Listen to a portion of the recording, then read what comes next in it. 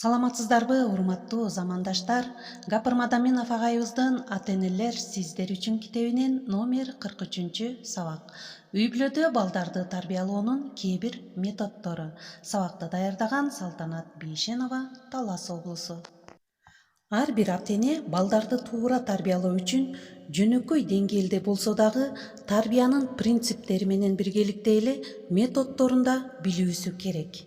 Тарбиялоо методу бул кыскача жөнөкөйлөштүрүп айтсак, балдардын аң сезими, адеп ахлагы, жүрүм-турумуна таасир кылуунун жолдору, ыкмалары. Башкача айтканда, ата-эне бала тарбиясында алдыга койгон максатына жетүү үчүн пайдалануучу жол жобо, ыкмалар. Демек, урматтуу ата-энелер, балдарды тарбиялоодо насаат айтуу менен эле чектелбестен, түрдүү жаштагы мүнөздөгү балдарды ар кандай ыкма, метод менен тарбияласа дагы жакшы болот. Ошол методдорго кыскача түшүндүрмө менен токтолуп кетели. Ата-энелер сиздер үчүн китебинде 15 түшүндүрмө берген экен агай. Ошонун айрымдары менен сиздер менен бөлүшүп кетели. Биринчи аңгеме, экинчи түшүндүрүү, суроо жооп, ынандыруу, үйрөтүү, көнүктүрүү, үлгү, мисал көрсөтүү, тапшырма берүү жана аны текшерүү, балдарга талап коюу, турмуштук проблемалык кырдаалдарды тарбиялык таасир берүүдө пайдалануу, кызыктыруу, оюн, жарыш, мелдеш, атаандаштык жакшы мааниде. Ошондой эле эскертүү, жазалоо, эң акыркы чара катары кээде этияттык менен пайдаланса болот. 14. Сыйлоо, дем берүү. 15. Жекече мамиле кылуу. Жогоруда усулдардын арасынан мен бала тарбиялоодо көбүнчөсү колдонгон усулдарым бул аңгеме, түшүндүрүү, суроо жооп, үйрөтүү жана эң көп пайдаланган усулум сыйлоо жана дем берүү усулун көп пайдаланат экем.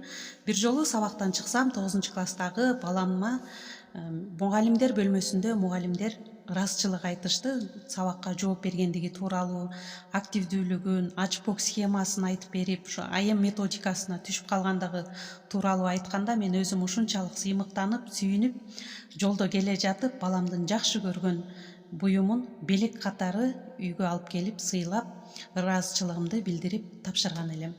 Демек, урматтуу ата-энелер, балдардын жакшы окушу же болбосо кандайдыр бир кылган эң жакшы иштери, үлгүлүү жүрүш туруштары аркылуу дагы биз сыйлап, дем күч берсек дагы эң жакшы болот.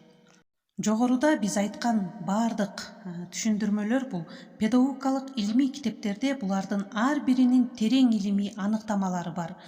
Алар атайын адис педагогдор үчүн окутулат. Ал эми үй бүлөдө ата-энелер бул методдорду адабияттардан окуп, адистерден сурап, үйрөнүп, жөнөкөйлөштүрүп пайдаланса, эң жакшы натыйжасын берет. Демек, урматтуу ата-энелер, сабагыбызды жыйынтыктайбыз. Булардын көпчүлүгү эле турмуштук билими, тажрыйбасы бар адамдарга түшүнүктүү эле. Бирок айрымдарына комментарий берип кетсек болот. Мисалы, насаат, аңгеме, түшүндүрүү жана башкаларды айтууда көп эле ата-энелерде пайдаланып жүрөт. Буларды адеп ахлактык, ыймандык сапаттарды, ак ниеттүүлүк, чынчылдык, адилеттүүлүк түшүндүрүүдө ошолор жөнүндө маалымат берүүдө пайдаланса болот.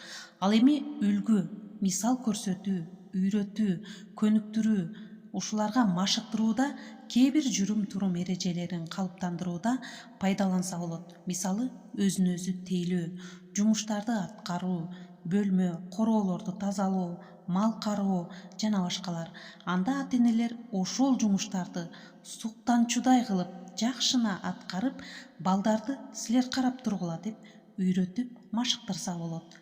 Мисалы, идиш аяк жуу, гүл бактарга суу куюу, малдарды жайгаруу жана башкаларды.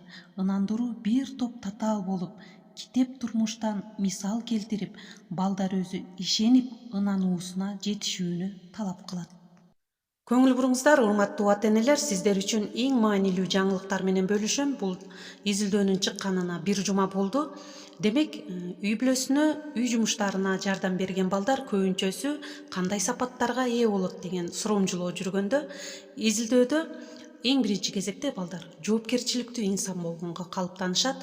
Ошондой эле чоң изилдөө жүргүзүп, ал изилдөөдө эгерде үй бүлөсүнө жардам көбүрөөк жардам берген балдар азыраак жардам берген балдарга караганда алар жашоодо көбүрөөк бактылуу болушат деп жыйынтык чыгарышкан. Ошондой эле дагы бир чоң изилдөө болгон экен. Анда үй жумуштары менен алектенген балдар бул жашоодо тырышчаак, максатына эрте жеткен балдар болот экен. Бул изилдөөнүн чыкканына бир гана жума болду. Ал жерде дагы иликтеп изилдегенде балдар үй жумуштарына эртерээк аралашып, ата-энесине көбүрөөк жардам берген балдар боорукер болушат экен. Демек, чоң адамдарга боор уруй турган инсан болуп калыптанышат экен. Мына ушул жаңылыктар менен дагы сиздер менен бөлүшө кеттим. Көңүл бурганыңыздарга чоң рахмат. Кийинки сабактардан кездешкенче саламатта калыңыздар.